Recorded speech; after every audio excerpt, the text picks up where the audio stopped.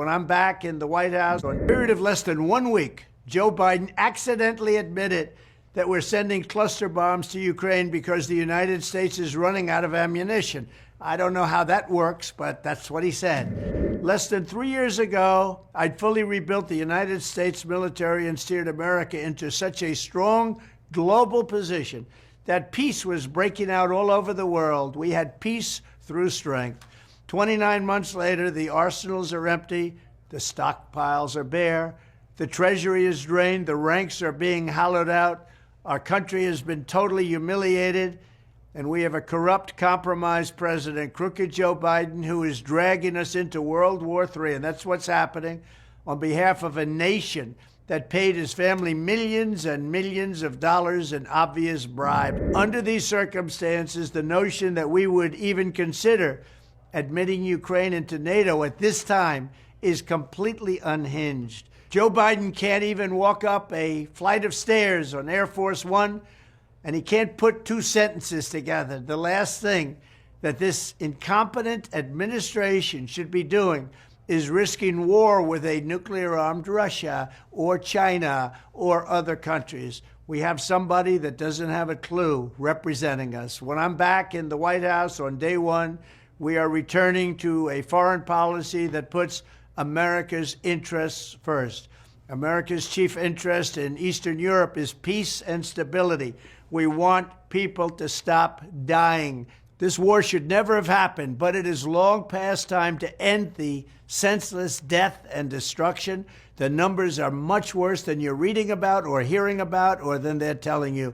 Many more people are dying than you have any idea, and certainly many more than they're willing to say. Then, as I work to again rebuild America's military strength and deterrence that Joe Biden so foolishly squandered, we need to take a long, hard look at defense procurement and our defense industrial base, because it's been withered down to nothing. Given all the money we spend on the Pentagon, it's unacceptable that we would ever run out of ammunition or be unable to quickly produce the weapons needed. I will provide record funding for our military, just as I did 4 great years. If you think about what we were able to do, 4 great years of rebuilding our military, and we rebuilt it bigger and better and stronger than ever before. And now look at what's happening. We have no ammunition, as told stupidly by our president to the world so that everybody could know it. But I will also insist that we get more for every dollar spent, because we're spending too much money foolishly and our prices are too high. In addition, I will ask Europe to reimburse us for the cost of rebuilding the stockpiles sent to Ukraine, which they should be doing now, but Joe Biden is too weak and too disrespected to even ask. The fact is that we've spent almost $200 billion in helping Ukraine, and Europe has spent just a tiny fraction of that amount. As Biden's call-up of reserve troops show, we also clearly need to address the embarrassing recruitment situation in the USA.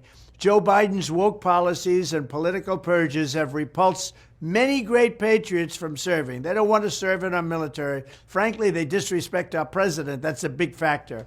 I will restore the proud culture and honor traditions of America's armed forces, and there will be no Marxism allowed, no communism allowed, and we'll get rid of the fascists. Thank you very much. The Biden administration sucks.